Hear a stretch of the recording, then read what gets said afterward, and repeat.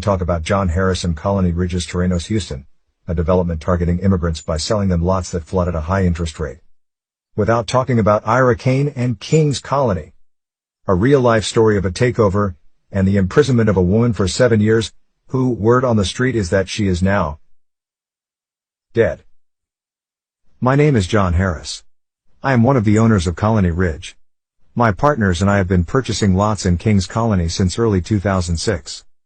Since we have been involved with this subdivision, we have discovered numerous problems with the current board, and have become increasingly concerned about the mismanagement of funds paid by honest property owners. Ira Crane, acting on behalf of the board, has spent over $500,000 in POA funds in a very short time, with almost no actual benefit to the owners of the subdivision. She has used her position on the board to her own benefit in many ways. As you may know, we have filed a lawsuit to force a fair election of a new board that will benefit all of King's Colony owners.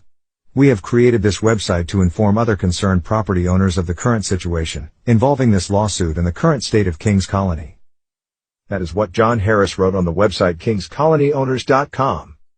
He also complained about the roads in what he named the paving scandal. He complained about lousy development and wrote, "There are only 5 homes in KC as of May 1, 2007. These 5 homes are all mobiles." He accused Ira Kane of transferring 8 lots to herself from the King's Colony POA.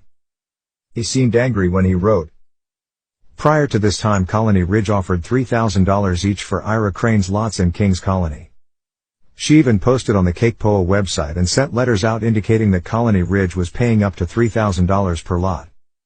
This could be the most blatant abuse of her authority."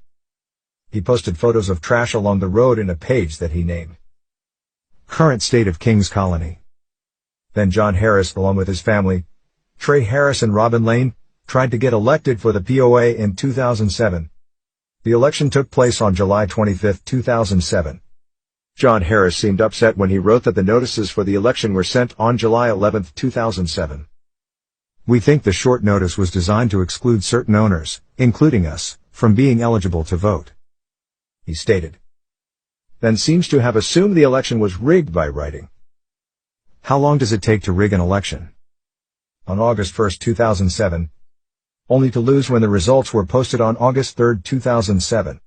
What we know happened from there on is what Harris posted on kingscolonyowners.com. An update. Ira Kane has been sentenced to 7 years in prison for theft of $200,000. He published her mugshot below along with a link to her case file. Last we asked about Ira Kane, a source told us that she strangely passed away after getting out of prison. And we have been informed that now John Harris and company have taken over the POA and King's Colony, an area that is just as disastrous or worse than he claimed it was in 2007, according to our sources. Dirt roads, no utilities, same financing, and lots of cartels, they wrote to us. Then they sent us this connection to Terrenos Houston. As you can see, the HOA is run by the same bunch of crooks in Liberty County. King's Colony started the Harris Project before it moved to Liberty County. And if this all didn't seem ironic enough, John Harris was once an active member of a forum by the Montgomery County Citizens Against Illegal Immigration, and once posted, "I'm so glad you formed this new section. As a developer, I'm currently the president of 2 HOAs. I've been involved in, let me think a second, 5 lawsuits regarding HOAs. I have a lot of experience here. I think all Cash's comments are dead on.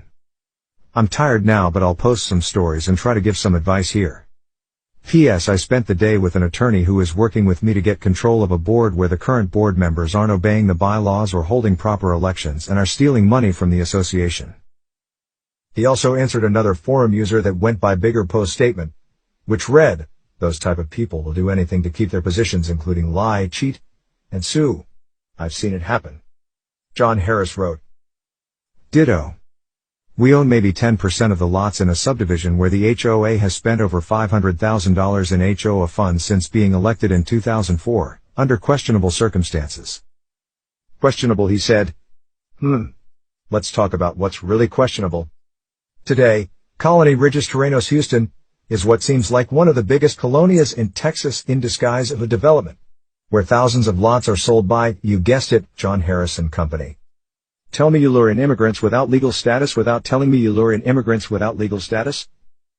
All of John Harris's Terrenos Houston's advertisement are in Spanish, and they proudly announce that they provide in-house financing, where everyone is approved without the need for credit, social security number. You just need to bring 2 IDs from any country they say, and they'll finance. Can you tell us again how that ties with a person who joins forums like Montgomery County Citizens Against Illegal Immigration? They hate immigrants, but they sure love to scam them. What? One TikTok user wrote. Let's move on. Terrenos Houston, this so-called development is catered to the Hispanic community as their piece of paradise, the American dream, schools, and only the best for their kids. Instead, we found a desolate place built upon wetlands, with ill conditions, eerily similar to those John Harris complained about against Ira Kane. And ironically, its POA, Houston El Norte POA, has also been directed by, you guessed it, Harris & Company.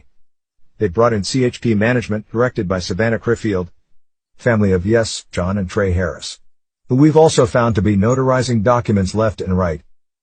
Tell me you're okay with conflicts of interest, without telling me you're okay with conflicts of interest. Then we find documents like February 2021 notes for the Liberty County Municipal Management District No. 1 meeting where William Trey Harris III was the president and Savannah Criffield was the secretary.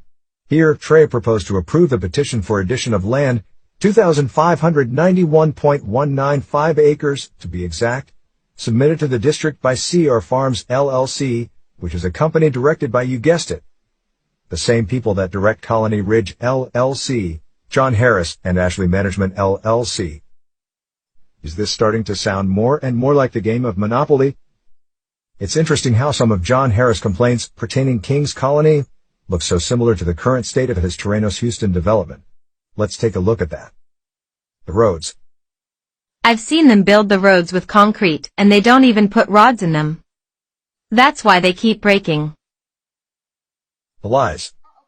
When I bought in 2013, they had a big poster of Disneyland, and a model of how the lands would look. None of that happened. Everything is bad. I've even had to make some of my own road to come into my land. The flooding. Before we bought our property in Santa Fe Dos, we was told this area was a no flooding zone. It's disgusting. It's always flooding over here when it rains. The theft. They make me pay the POA, which I paid every year, but they make me pay again twice a year, and sometimes 3 times 'cause they argue the payment gets lost. I paid for my land in their Dropbox, like they said to do, and they sent me a letter that I had never paid, then foreclosed my land. The foreclosures. There is a video by investigative reporter Wayne Dolcefino that shows how Leslie Lane, working for the county, was supposed to be holding an auction of foreclosed land that never took place. Surprisingly enough, her husband Robin Lane is authorized to sign on behalf of Colony Ridge's foreclosures. And then there's good old Brent Lane, who is Harris's attorney, who you might know from serving a $1 million lawsuit to the Plum Grove City Council after they hired Wayne Dolcefino to investigate Colony Ridge. And you guessed it, is also related to the Harris family. And last but not least, the POA. My husband and myself feel though as the POA is stealing from us. They collect our money but they don't do anything about all the trash, dogs, violence, Terrenos City sidewalks, street lights, etc. Boy, it almost seems like we're talking about a couple of John Harrises instead of just one. So which one is he? A patriot who joins groups like Montgomery County Citizens Against Illegal Immigration? A savvy justice seeker who sends lawsuits flying left and right to establish order?